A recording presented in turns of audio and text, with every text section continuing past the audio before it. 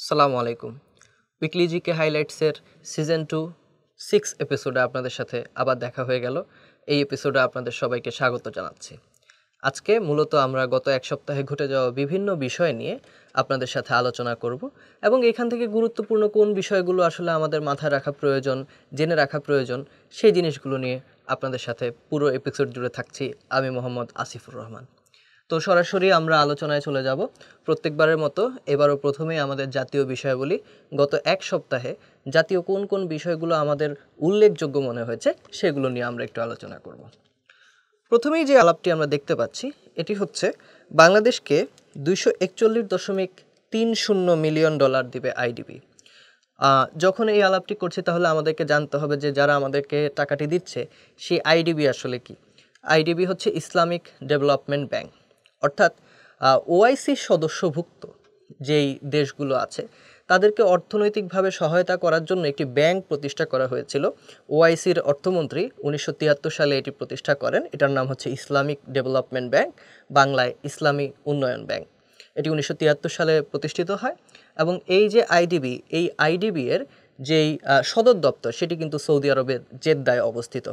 আইডিবির প্রশাসনিক কর্ম যে যজ্ঞ সেটি শুরু হয় 1975 সালে এবং তখন সৌদি আরবের বাদশাহ ছিলেন বাদশাহ ফয়সাল, এবং বাদশাহ ফয়সালের আন্তরিক উদ্যোগের কারণেই কিন্তু আইডিবি একটি গুরুত্বপূর্ণ অর্থনৈতিক প্রতিষ্ঠান হিসেবে আসলে তার আত্মপ্রকাশটি করে। তো যাই হোক, একটু হিস্ট্রির দিকে আমরা দেখে আসলাম। তারপরে আমরা বর্তমান সময়ে আসলে কি ঘটনা ঘটছে এবং আইডিবি আসলে আমাদেরকে কেন অর্থটি দিচ্ছে, টাকা কেন দিচ্ছে, সেই জিনিসটি আমরা একটু আলোচনা করার চেষ্টা করি। মূলত আমাদের ময়মনসিংহ বিভাগে 5টি জলবায়ু সহনশীল সেতু নির্মাণ করা হবে এবং এই সেতুগুলো নির্মাণের জন্য আইডিবি আমাদেরকে সহায়তা করবে এবং এই পরিমাণ টাকা তারা আমাদেরকে সহায়তা হিসেবে দান করবে। এখন জলবায়ু সহনশীল সেতু আবার কি জিনিস? জলবায়ু সহনশীল সেতু হচ্ছে, আমরা জানি যখনই কোনো ধরনের একটি প্রকল্প নেওয়া হয় বা মেগা প্রকল্প নেওয়া হয় সেই ক্ষেত্রগুলোতে আমরা লক্ষ্য করতে পারি যে আশেপাশের যে জলবায়ু, আশেপাশের যে ক্লাইমেটের ভালনারেবল যে জায়গাগুলো আছে, অর্থাৎ আমরা বলতে পারি যে আমাদের যেই আবহাওয়া কিংবা জলবায়ু এগুলোর উপর প্রভাব পড়তে পারে, এই জিনিসগুলো নিয়ে কিন্তু আসলে খুব ওইভাবে চিন্তা করা হয় না। বিশেষ করে আমরা যদি কিছু মেগা প্রকল্পের দিকে আমরা আগের রেজিমে যেই ধরনের মেগা প্রকল্পগুলো হয়েছে এগুলোতে যদি আমরা দেখি, অনেকগুলো প্রকল্প ছিল যেটা আসলে আমাদের জলবায়ুর জন্য ক্ষতিকর হয়ে দাঁড়িয়েছিল। যেমন অষ্টগ্রাম, মিঠামইন, এই সেতুগুলো নিয়ে কিন্তু অনেক ধরনের কথাবার্তা হয়েছে। এখানে জলবায়ু সহনশীল যে সেতু বলা হচ্ছে, অর্থাৎ এই সেতুগুলো এমনভাবে তৈরি করা হবে যেন জলবায়ুর উপরে কোনো ধরনের বিরূপ প্রভাব না পড়ে। এরকম সেতু তৈরি হবে 5টি। সেই 5টি সেতু তৈরির জন্য আমাদেরকে অর্থায়ন করবে আইডিবি। এখন এই যে চুক্তিটি, এটি গত 20 তারিখে এই চুক্তিটি স্বাক্ষরিত হয়ে গেছে। এটি হয়েছে বাংলাদেশ সরকার এবং ইসলামিক ডেভেলপমেন্ট ব্যাংকের মধ্যে, অর্থাৎ রাষ্ট্রীয় পর্যায়ে এই চুক্তিটি আমরা স্বাক্ষর করেছি। এবং আমরা জানি যে বাংলাদেশের প্রাথমিক যেই স্বাধীনতা পরবর্তী যেই সময়টা ছিল তার পরবর্তী থেকেই কিন্তু, এবং যখন হচ্ছে যে আইডিবি তৈরি হয়ে গিয়েছিল ওই সময় থেকে, একদম প্রাথমিক সময় থেকেই কিন্তু আইডিবি এবং বাংলাদেশের সম্পর্কটা খুবই ভালো, এবং আইডিবি বাংলাদেশের বিভিন্ন উন্নয়নমূলক কর্মকাণ্ডে কিন্তু তারা বিভিন্ন সময়ে অর্থায়ন করে এসেছে। তো যখন আমরা এই প্রতিষ্ঠানগুলো নিয়ে আলোচনা করি অবশ্যই আমাদেরকে দেখতে হবে প্রতিষ্ঠানগুলোর ব্যাকগ্রাউন্ড কি এবং এগুলোর সদর দপ্তর কোথায়, কেন তারা অর্থায়ন করছে এবং এই অর্থায়নের ফলাফলটি আসলে কি হবে। তো আমরা দেখতে পেলাম যে আমাদের সাথে আইডিবির একটি চুক্তি হলো। 5টি সেতু আমরা নির্মাণ করব। কোন বিভাগে নির্মাণ করব? ময়মনসিংহ বিভাগ নির্মাণ করব। এবং এই যে সেতুগুলো নির্মাণ করা হবে সেটি আসলে কেমন সেতু হবে? জলবায়ু সহনশীল সেতু হবে। তো আমরা সামনের দিকে যদি যাই, দেশের আরও একটি গুরুত্বপূর্ণ ঘটনা, সেটি হচ্ছে গত 3 মাস ধরেই কিন্তু বিভিন্ন সময় আলোচনা হচ্ছিল যে স্টারলিংক দেশে আসবে। এটি নিয়ে কিন্তু আমাদের যেই প্রধান উপদেষ্টা তিনি সরাসরি ইলন মাস্কের সাথে ভিডিও কলে তিনি কিন্তু বৈঠকও করেছেন, এবং দেখা গেল যে খুব অল্প সময়ের মধ্যেই কিন্তু স্টারলিংক দেশে তার কার্যক্রম শুরু করলো। অর্থাৎ এর মাধ্যমে কিন্তু স্টারলিংক বা ইলন মাস্কের অন্যান্য যে প্রতিষ্ঠানগুলো আছে তারা কিন্তু আসলে আমাদের জন্য গুরুত্বপূর্ণ হয়ে উঠলো। স্টারলিংক থেকে এবার যদি কোথাও কোনো প্রশ্ন চলে আসে তাহলে কিন্তু আসলে খুব মানে আশ্চর্য হওয়ার কিছু নেই, কারণ স্টারলিংক অনেক বেশি আলোচিত হচ্ছে এবং বাংলাদেশে এটি তার কার্যক্রম শুরু করে দিয়েছে। তো বিষয়টাকে আমরা একটু দেখি। এই যে স্টারলিংক বাংলাদেশে আসলো, এটার প্রতিষ্ঠাতা কে? এই স্টারলিংক যে প্রতিষ্ঠানটি তার প্রতিষ্ঠাতা হচ্ছেন এলন মাস্ক। এবং আমরা জানি বর্তমান সময়ে তিনি কিন্তু বিশ্বের সবচেয়ে বেশি ধনীদের মধ্যে অন্যতম একজন, বর্তমানে বিশ্বের সবচেয়ে বেশি ধনী ইনফ্যাক্ট উনি। এবং ওনার কিন্তু প্রতিষ্ঠান একটা না, ওনার বেশ কয়েকটি প্রতিষ্ঠান আছে। এর মধ্যে হচ্ছে টেসলা, যেটি গাড়ি উৎপাদন করে। এর মধ্যে আছে স্পেস এক্স, যেটি আসলে বিভিন্ন ধরনের রকেট এবং মহাকাশ যান উৎপন্ন করে। এবং ওনারই আরেকটা প্রতিষ্ঠান যেটা ইন্টারনেট সেবা বা অন্যান্য হচ্ছে সেবা দিয়ে থাকে, সেটার নাম হচ্ছে স্টারলিংক, যেটা বাংলাদেশে কার্যক্রম শুরু করেছে সম্প্রতি। এবং আমরা যদি একটু লক্ষ্য করি এই এলন মাস্ক কেন আসলে এখন পৃথিবীতে অনেক বেশি আলোচিত হচ্ছেন, কারণ ডোনাল্ড ট্রাম্প তাকে খুব গুরুত্বপূর্ণ একটি পদে বসিয়েছেন। নিজে রাষ্ট্রপতি হওয়ার পর উনি কিন্তু এলন মাস্ককে অনেক বেশি ক্ষমতাশালী একটি জায়গায় দিয়েছে। তো আলোচনাটি হচ্ছে আসলে কেন এই এলন মাস্ক উনি হঠাৎ করে এত গুরুত্বপূর্ণ হয়ে উঠছেন, বা কেন তাকে এত গুরুত্ব দিয়ে পড়াশোনা করতে হচ্ছে। কারণ হচ্ছে যখনই ডোনাল্ড ট্রাম্প রাষ্ট্রপতি হলেন, তখনই কিন্তু তিনি এলন মাস্ককে একটি গুরুত্বপূর্ণ দায়িত্ব দিলেন। এবং উনি ডোনাল্ড ট্রাম্পের যেই নির্বাচন, সেখানেও কিন্তু অনেক অর্থায়ন করেছেন। ফলে দেখা যাচ্ছে যে ডোনাল্ড ট্রাম্প যখন প্রেসিডেন্ট নির্বাচিত হয়ে আসলেন, তিনি কিন্তু যুক্তরাষ্ট্রের সরকারি দক্ষতা বিভাগের প্রধান হিসেবে এলন মাস্ককে দায়িত্বটি দিয়েছেন। এবং তিনি কিন্তু তার মতো করে সব কিছু সাজিয়ে নিচ্ছেন। বিভিন্ন জায়গায় উনি কাট করছেন, মানুষের চাকরিগুলোকেও কমানোর চেষ্টা করছেন, বাজেট কাট করছেন, বিভিন্ন জিনিস করছেন। এবং দিন শেষে সমগ্র বিশ্বেই তিনি বর্তমানে খুব বেশি আলোচিত। যেহেতু তিনি খুব বেশি আলোচিত, তার সম্পর্কিত যত কিছু আছে আশেপাশে, বা তার যেই ইয়েগুলো আছে, প্রতিষ্ঠানগুলো আছে, সেগুলোও কিন্তু আমাদের জন্য গুরুত্বপূর্ণ হয়ে উঠছে। তাই স্টারলিংক যে বাংলাদেশে আসলো, এই জিনিসটি আমাদেরকে একটু জানতে হবে, এবং মোটা দাগে স্টারলিংক সম্পর্কে আমাদের ভালো করে জানা খুবই গুরুত্বপূর্ণ। বাংলাদেশেও কিন্তু আমাদের যেই জুলাই অভ্যুত্থান পরবর্তী সময়ে আমরা কিন্তু দেখেছি যে সরকারি দক্ষতা বাড়ানোর জন্য, বা আমাদের যে বিনিয়োগ আছে, সেই বিনিয়োগের জায়গাগুলোকে আরও বাড়ানোর জন্য আমাদের বিডারও কিন্তু নতুন একজন চেয়ারম্যানকে অ্যাপয়েন্ট করা হয়েছে, আমরা দেখেছি। ওনার নাম হচ্ছেন যে আশিক। তো এরকম আর কি, এরকম যারা হচ্ছে আলোচিত থাকেন, যারা হচ্ছেন যে সমগ্র বিশ্বেই নিজেদের প্রভাবগুলো বিস্তার করেন, তাদের সম্পর্কে জেনে রাখা বর্তমান সময়ে বিভিন্ন পরীক্ষা এবং এমনিতেও আমাদের জন্য খুবই গুরুত্বপূর্ণ। গত সপ্তাহে আমরা আসলে জাতীয় বিষয়বলিতে আসলে ছাড়া খুব বেশি আলোচনা করার মতো তেমন কোনো জিনিস পেইনি। হ্যাঁ, বিভিন্ন ধরনের সহিংসতা হয়েছে, অস্থিরতা হয়েছে, সেগুলোকে আসলে এই আলোচনায় আসলে আনার যৌক্তিকতা যেহেতু নেই, আমরা সরাসরি চলে যাচ্ছি আন্তর্জাতিক বিষয়াবলিতে। তো আন্তর্জাতিক বিষয়াবলির মধ্যে খুবই গুরুত্বপূর্ণ 5টি টপিক নিয়ে আজকে আমরা আলোচনা করব। প্রথমেই আমরা দেখব যে ইউরোপে ইসরায়েল বিরোধী যেই আন্দোলন, সেটি কিন্তু শক্তিশালী হচ্ছে। এবং ইউরোপের 3টি রাষ্ট্র, যুক্তরাজ্য অর্থাৎ যেটাকে আমরা ইউনাইটেড কিংডম বলি, ইউকে, কানাডা এবং ফ্রান্স, যদিও এর মধ্যে কানাডা হচ্ছে উত্তর আমেরিকার রাষ্ট্র, কিন্তু আমি যেটা বলতে চাচ্ছি সেটা হচ্ছে যে এই রাষ্ট্রগুলো কিন্তু তারা একীভূত হচ্ছে ইসরায়েলের আগ্রাসনের বিরুদ্ধে। এবং এই 3টি রাষ্ট্র তারা বলেছে ইসরায়েল যদি তার এই আগ্রাসনটি বন্ধ না করে গাজা উপত্যকাতে, তাহলে কিন্তু তারা এদের উপরে হুমকি দিয়েছে যে নিষেধাজ্ঞা আরোপ করবে। এবং এই হুমকি দেওয়ার পরেও আমরা দেখতে পাচ্ছি যে ইসরায়েলের যে প্রতিরক্ষা বাহিনী IDF, তারা কিন্তু তাদের যে কার্যক্রম সেটি এখন পর্যন্ত চালিয়ে যাচ্ছে। এরই মধ্যে যুক্তরাজ্য কিছুদিন আগে ইসরায়েলের সাথে তাদের যত ধরনের অর্থনৈতিক সম্পর্ক আছে, অর্থনৈতিক নিষেধাজ্ঞা তারা দিবে বলে ঘোষণা করেছে। তাদের অর্থনৈতিক সম্পর্কগুলোকে ছিন্ন করার একটি ঘোষণা তারা অলরেডি দিয়ে ফেলেছে। এখানে একটি গুরুত্বপূর্ণ বিষয় আমরা লক্ষ্য করতে পারছি যে এই জায়গাটিতে এসে কিন্তু ইউরোপ এবং আমেরিকার মধ্যে একটা দ্বৈততা আমরা দেখতে পাচ্ছি। আমেরিকা ইসরায়েলের পক্ষ নিলেও ইউরোপ কিন্তু এখানে বেশ সরবভাবেই তার বিপক্ষে অবস্থান করছে। এবং শুধু রাজনৈতিক নেতারা নয়, বিশেষজ্ঞরাও মনে করছেন যে গাজা উপত্যকার বর্তমান যে অবস্থা, সেখানে কিন্তু কিছুদিনের মধ্যেই দুর্ভিক্ষ হওয়ার একটা বিশাল সম্ভাবনা আমরা দেখতে পাচ্ছি। কারণ হচ্ছে এই জায়গাগুলোতে কোনো ধরনের এইড বা সাহায্য পৌঁছানোর আসলে সেই সুযোগটি রাখা হচ্ছে না। এবং বলা হচ্ছে যে আগামী 48 ঘন্টার মধ্যে ওই উপত্যকাতে 14,000-এর মতো শিশু তারা কিন্তু মৃত্যুবরণ করতে পারে। একটা খুবই দুঃখজনক সময়ের মধ্য দিয়ে আমরা যাচ্ছি। আমরা আশা করছি যে এই চাপগুলো কাজ করবে এবং অন্তত বিশ্ব মানবতার জায়গা থেকে মানুষ সেখানে যে সহিংসতাটি হচ্ছে এবং তাদেরকে যে এইড বা সাহায্য পৌঁছাতে দেওয়া হচ্ছে না এগুলোর বিরুদ্ধে মানুষ সোচ্চার হবে।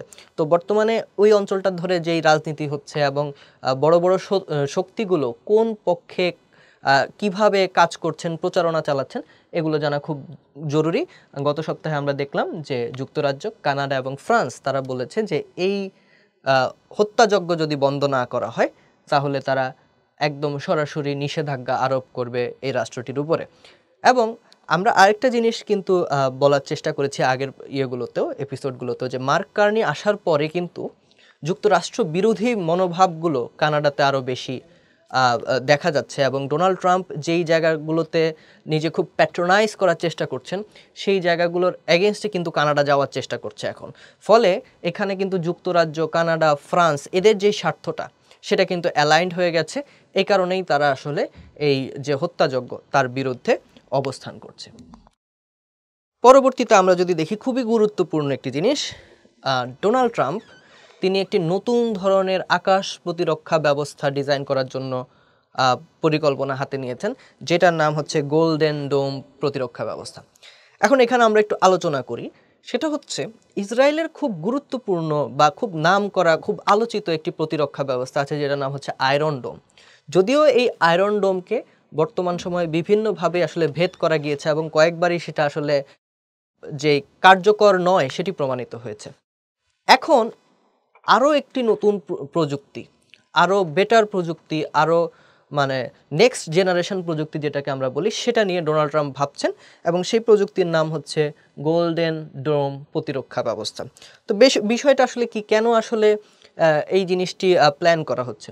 মূলত এই প্রতিরক্ষা ব্যবস্থা এইটা নিয়ন্ত্রিত হবে, যে আলোচনাটি হচ্ছে এখন পর্যন্ত সেটা হচ্ছে কৃত্রিম উপগ্রহ থেকে, এবং যে কোনো ধরনের ব্যালিস্টিক ও ক্রুজ ক্ষেপণাস্ত্র দিয়ে যদি আমেরিকার উপরে আঘাত করা হয় তখন এই প্রতিরক্ষা ব্যবস্থা তাকে প্রতিরক্ষা করবে এবং সেই ব্যালিস্টিক বা ক্রুজ মিসাইলগুলোকে আসলে এই আমেরিকার আকাশ পর্যন্ত আর আসতে দিবে না। কিন্তু কেন আসলে এটা করা হচ্ছে? কারণ আমরা জানি যে আমেরিকা যেই শক্তিগুলোকে ভয় পায়, বিশেষ করে ওখানে খুব ছোট্ট একটা রাষ্ট্র আছে উত্তর কোরিয়া, এটাকে আমেরিকা খুবই জিওপলিটিক্যাল কারণেই হোক বা হচ্ছে তার যেই নেচার, তার যেই রাষ্ট্রনায়ক আছে তার যেই নেচার, এটার জন্য তাকে খুবই ভয় পায় এবং সে কিছুদিন পর পরেই বলে যে তোমার কিন্তু ব্যালিস্টিক মিসাইল দিয়ে মানে আক্রমণ করব। তো এই যে ব্যালিস্টিক মিসাইল এবং অন্যান্য যে ক্রুজ ক্ষেপণাস্ত্র আছে এগুলো নিয়ে কিন্তু আমেরিকার আকাশ ব্যবস্থা, আকাশ প্রতিরক্ষা ব্যবস্থা সবসময় খুব বেশি চিন্তিত ছিল। ডোনাল্ড ট্রাম্পও এটা নিয়ে চিন্তিত এবং তিনি বলছেন যে এইটা হচ্ছে তার জন্য সবচেয়ে বড় থ্রেট, যে কোনো সময় আকাশ ব্যবস্থায় মিসাইল আক্রমণ হতে পারে। তো এগুলোকে আটকানোর জন্য, এবং উনি এটাকে বলছেন যে নেক্সট জেনারেশন থ্রেট, কারণ পৃথিবী যত সামনের দিকে যাচ্ছে নতুন নতুন প্রযুক্তি আবিষ্কার হচ্ছে, এই প্রযুক্তিগুলোর বেশিরভাগই মানুষের কল্যাণে কাজ না করে মানুষকে বিনাশ করার জন্য বেশি কাজ ব্যবহার হচ্ছে। ফলে দেখা যাচ্ছে এই যে নেক্সট জেনারেশন থ্রেট, এটা আটকানোর জন্য ডোনাল্ড ট্রাম্প এই যে গোল্ডেন ডোম প্রতিরক্ষা ব্যবস্থা এটির জন্য পদক্ষেপ নিলেন। এবং বলা হচ্ছে যে প্রাথমিকভাবে এখানে $2,500 কোটি বরাদ্দ করা হয়েছে এটা বিল্ড আপ করার জন্য, এটা গড়ে তোলার জন্য। বিশাল একটা অ্যামাউন্ট। এবং সামনের বছরগুলোতে বলছেন, অনেক বিশেষজ্ঞ বলছেন যে এই শুধু $2,500 কোটি না, এইটার যেই ব্যয় সেটা 10 থেকে 100 গুণ বাড়তে পারে। কারণ মহাকাশ থেকে যদি একটা প্রতিরক্ষা ব্যবস্থা মেনটেন করতে হয় সেটা তো অনেক খরচের বিষয়। ফলে এগুলো নিয়ে চিন্তা ভাবনা হচ্ছে আমেরিকার ভিতরে এবং বাইরে, কিন্তু ডোনাল্ড ট্রাম্প অলরেডি ঘোষণা দিয়ে ফেলেছেন যে তিনি এটা বিল্ড আপ করবেন যেভাবেই হোক। এবং ওখানে এই যে প্রকল্প আছে, এই প্রকল্পটির যিনি তদারকি করবেন বা মেইন থাকবেন তার নাম হচ্ছেন চিফ জেনারেল গুয়েটলিন। বর্তমানে উনি হচ্ছেন স্পেস ফোর্সের স্পেস অপারেশনের ভাইস চিফ। অর্থাৎ এই যে ভদ্রলোক গুয়েটলিন, উনি কিন্তু এটির প্রধান হিসেবে কাজ করবেন। তো মূলত যেহেতু নতুন একটি জিনিস, আয়রন ডোমের সাথে নামের মিল আছে, ডোনাল্ড ট্রাম্প অনেক বেশি আলোচনা করছেন, এটা নিয়ে কিন্তু বিজ্ঞান ও প্রযুক্তিতে বিভিন্ন ধরনের প্রশ্ন হতেই পারে। আমরা এটা সম্পর্কে একটু জেনে রাখব। পরবর্তীতে যদি আমরা চলে যাই, আমরা গত কিছুদিনে দেখেছি যে ভারত পাকিস্তান বেশ ঝামেলা হয়েছে। তার পরবর্তী সময়ে আমরা আবার দেখতে পেলাম 21 তারিখে একটি ঘটনা ঘটেছে। পাকিস্তান চীন অর্থনৈতিক করিডোরে যুক্ত হয়ে গেল আফগানিস্তান। অর্থাৎ চীনের কিন্তু একটা ইনিশিয়েটিভ আছে, এটা আমরা অনেক আগে থেকেই জানি। যারা বিশেষ করে একটু বিশ্বের বিভিন্ন ধরনের খোঁজ খবর আমরা রেখে থাকি, তারা কিন্তু আমরা জানি যে চীন বেল্ট অ্যান্ড রোড ইনিশিয়েটিভ করতে চায়। এই ইনিশিয়েটিভের মাধ্যমে চীন তার একক অর্থনৈতিক আধিপত্য কিন্তু পৃথিবীর এই বলয়ে সে কিন্তু রাখতে চায়। এর ফলে দেখা যায় যে তার পক্ষে অনেকগুলো শক্তি এসে জড়ো হয়েছে, কিন্তু তার বিপক্ষে যে শক্তি নেই এটাও বলা যাবে না। এইটাকে কিন্তু চীন বিভিন্ন সময়ে বিভিন্নভাবে সবগুলো শক্তির সাথে নেগোশিয়েট করে আস্তে আস্তে সামনের দিকে নিয়ে যাওয়ার চেষ্টা করেছে। বর্তমান সময়ে এই যে BRI প্রকল্প, বেল্ট রোড ইনিশিয়েটিভ প্রকল্প, এটাতে কিন্তু আসলে নতুন করে তাহলে আরেকটি রাষ্ট্র যোগ হলো, যার নাম হচ্ছে আফগানিস্তান। তো আমরা একটু দেখি, চীন পাকিস্তান ইকোনমিক করিডোর, এটাকে বলা হয় CPEC, China Pakistan economic corridor. এই করিডোর এইটাকে আফগানিস্তান পর্যন্ত বাড়ানো হচ্ছে, অর্থাৎ এই করিডোরটা এখন আফগানিস্তানের মধ্যেও কাজ করবে। ফলে চায়না এবং পাকিস্তানের যে এক্সেসটা আফগানিস্তানে রয়েছে, অর্থনৈতিক এক্সেস, সেটি কিন্তু আসলে বাড়বে। এবং এটা কেন কাজ করবে, এখানে কয়েকটা দিকে খুব গুরুত্ব দেওয়া হচ্ছে। একটি হচ্ছে বাণিজ্য, অবকাঠামো এবং ডেভেলপমেন্ট বা উন্নয়ন বৃদ্ধির জন্য কিন্তু এখানে খুব বড় সড়ো জোর দেওয়া হয়েছে। এবার এই যে আমি প্রথম থেকে যে কথাটি বলছিলাম যে BRI, মূলত বলা হচ্ছে এই যে করিডোর, এই করিডোর মূলত কাকে শক্তিশালী করবে? এই যে বেল্ট রোড ইনিশিয়েটিভ আছে, এই ইনিশিয়েটিভটিকেই কিন্তু এই করিডোর শক্তিশালী করবে। অর্থাৎ এটা কিন্তু চায়নার জন্য একটা উইন উইন সিচুয়েশন। এবং এই জায়গায় কিন্তু আমাদের দক্ষিণ এশিয়ার বিভিন্ন শক্তি কিন্তু একত্রিত হয়েছে। চায়না এসেছে, পাকিস্তান এসেছে, সেখানে আফগানিস্তানও যুক্ত হয়েছে। খুব স্বাভাবিকভাবে এই বিষয়টাতে সবচেয়ে বেশি মন খারাপ হবে যেই রাষ্ট্রটি, তার নাম হচ্ছে ভারত। কারণ একদিকে পাকিস্তান, তার সাথে তার খুবই বাজে সম্পর্ক, আমরা কিছুদিন আগে একটা যুদ্ধ পরিস্থিতিও দেখতে পেলাম, সে একটা জায়গায় এসেছে। চায়না তার আরেকটা শত্রু, তারা এক জায়গায় আসলো।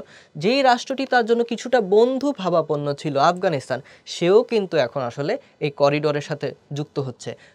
খুব স্বভাবতইভাবে এখানে সবচেয়ে বেশি আশাহত হয়েছে ভারত। এবং বলা হচ্ছে এই করিডোরে যেরকম বাণিজ্য, অবকাঠামো, উন্নয়ন বৃদ্ধি, এগুলো তো থাকবেই।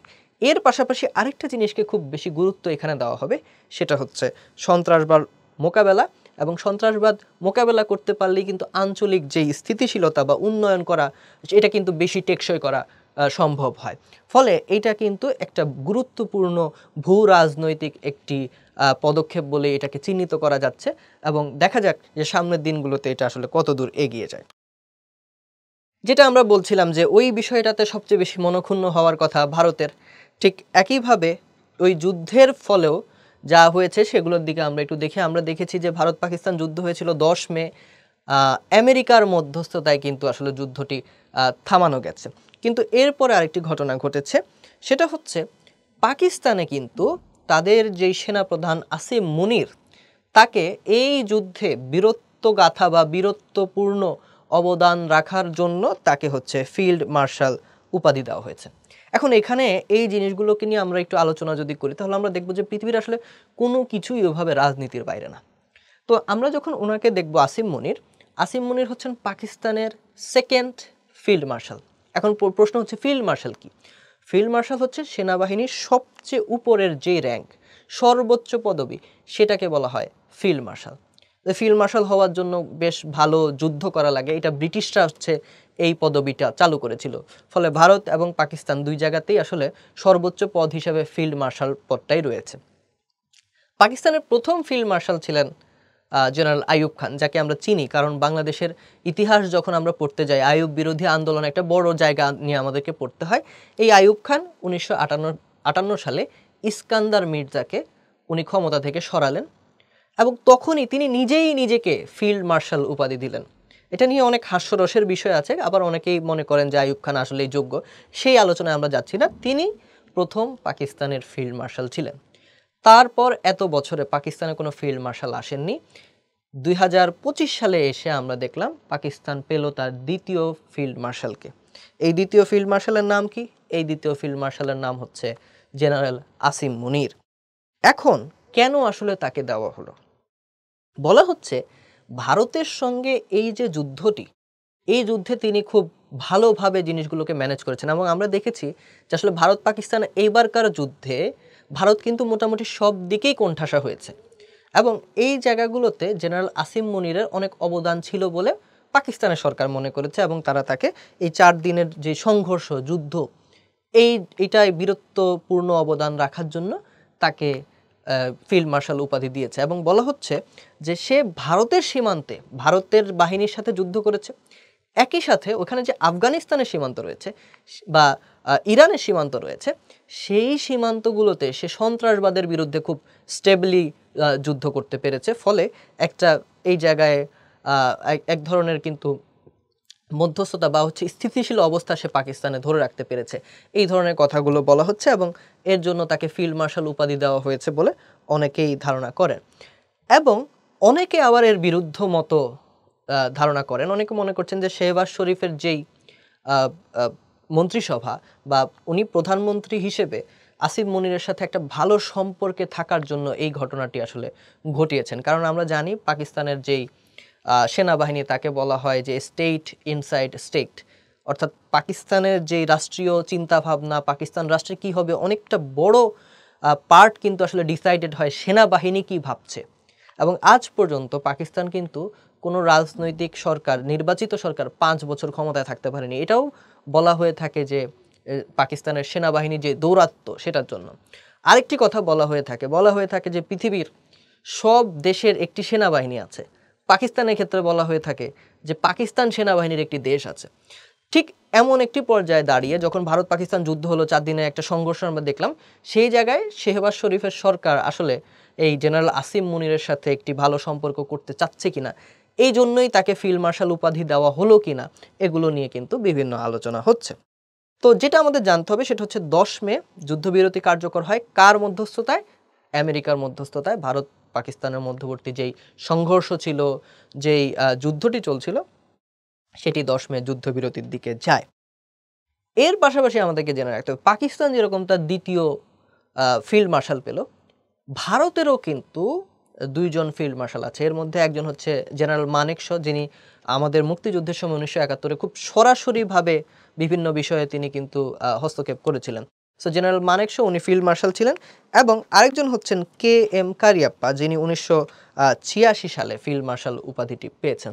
তো অর্থাৎ ভারত পাকিস্তান এখন দুইটাই একটা ব্যালেন্স অবস্থায় আছে, দুইজনের 2 জন করে ফিল্ড মার্শাল তারা পেয়েছে। দেখা যাক, আমরা দেখি যে এই অঞ্চলে সামনের দিনগুলোতে আসলে কি হচ্ছে। আমরা আজকে লাস্ট টপিকে চলে যাব।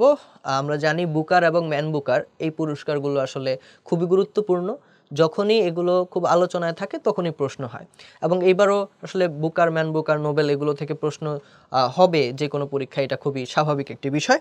আমরা একটু দেখে নেই এবছরের বুকার পুরস্কার আসলে কে পেয়েছেন। বুকার পুরস্কার জিতেছেন ভারতীয় লেখক বানু মুশতাক। খুবই গুরুত্বপূর্ণ একটা জিনিস, সেটা হচ্ছে উনি ওনার যে বইটা আছে বইটার নাম হচ্ছে হার্ট ল্যাম্প, এইটার জন্য উনি পুরস্কার পেলেন। এবং প্রশ্ন কিন্তু অনেক সময় ঘুরিয়ে পেঁচিয়ে আসে, তাহলে কী রকম প্রশ্ন আসতে পারে যে হার্ট ল্যাম্প এই বইটি আসলে কেমন বই? এটা একটা ছোট গল্পের সংকলন। তো আমরা একটু দেখি, ওনার বয়স হচ্ছে 77 বছর। 77 বছর বয়সী বানু মুশতাক, উনি লেখালেখি করেন কান্নাড়া ভাষায়। এই কান্নাড়া ভাষায় লেখালেখি করার মাধ্যমে উনি যে বুকার পুরস্কারটি পেলেন, উনি কিন্তু প্রথম লেখক যিনি কান্নাড়া ভাষায় লিখে বুকার পুরস্কার পেয়েছেন। এই ভাষার লেখকদের মধ্যে তিনি প্রথমবার এই মর্যাদাপূর্ণ পুরস্কারটি পেলেন এবং এখানে সংকলন আছে 12টি গল্পের এবং এই গল্পগুলো কিন্তু আসলে একটা বছরে বা একই বইতে উনি লিখেছেন ব্যাপারটা এরকম নয়। 1990 সাল থেকে উনি লেখা শুরু করেছেন এবং 2023 সালের মধ্যে বিভিন্ন সময়ে এই গল্পগুলো প্রকাশিত হয়েছে। সেই গল্পগুলোর একটা সংকলন এই ভাষার এই বইটিতে আছে। বইটির নাম হচ্ছে দ্য হার্ট ল্যাম্প। এবং ওনার গল্পে আসলে কি ফুটে উঠেছে? ওনার গল্পগুলোতে ফুটে ওঠে দক্ষিণ ভারতের মুসলিম সমাজের যে দৈনন্দিন জীবনের চিত্র। আর একটু স্পেসিফিক্যালি যদি বলি যে দক্ষিণ ভারতের মুসলমান সমাজে যেই মহিলারা রয়েছেন, যেই শিশুরা রয়েছেন, তাদের জীবনে যে স্ট্রাগল বা সংগ্রামগুলো, সেগুলো আসলে ওনার গল্পগুলোতে ফুটে ওঠে এবং এগুলো খুব হৃদয় স্পর্শী গল্প ওনার ছোট গল্পগুলো। তো এই গল্পগুলো নিয়েই যেই সংকলন হলো সেটার নাম হচ্ছে দ্য হার্ট ল্যাম্প। এই হার্ট ল্যাম্প বইয়ের জন্য উনি বুকার পুরস্কার পেলেন এবং উনি এই বছর, এই পুরো বছর ধরে, শুধু এই সপ্তাহ কিংবা এই মাস না, এই পুরো বছর ধরেই উনি আমাদের জন্য খুব গুরুত্বপূর্ণ একটা ফিগার হয়ে থাকবেন। বানু মোশতাক, ওনার সম্পর্কে আমাদেরকে আরও ভালোভাবে জেনে রাখতে হবে। একই সাথে আমাদেরকে জেনে রাখতে হবে যে বুকার পুরস্কারটা আসলে কি, এটা কোথা থেকে দেওয়া হয়, এই জিনিসগুলো আমরা জেনে রাখার চেষ্টা করব। তো এরই মাধ্যমে আজকের যে আলোচনা সেটি আমরা শেষ পর্যায়ে এলাম। আমরা গত সপ্তাহে ঘটে যাওয়া বিভিন্ন জিনিস, বিশেষ করে আন্তর্জাতিক যেই অংশটি, সেখানে কিন্তু আমরা খুব গুরুত্বপূর্ণ কিছু জিনিস আমরা দেখতে পেলাম। এগুলো অবশ্যই আমাদের সবার জেনে রাখা প্রয়োজন। আশা করি এই আলোচনাটি আপনাদের পড়ালেখার ক্ষেত্রে তো অবশ্যই কাজে আসবে, পড়ালেখার বাইরেও আপনাদের জ্ঞানকে শানিত করার জন্য এই আলোচনাটি কাজে লাগবে। তো সবার জন্য শুভকামনা রেখে আগামী সপ্তাহে আবার দেখা হবে এই প্রত্যাশা রেখে আজকে আমি আমার আলোচনা এখানেই শেষ করছি। সবাই ভালো থাকবেন। আল্লাহ হাফেজ।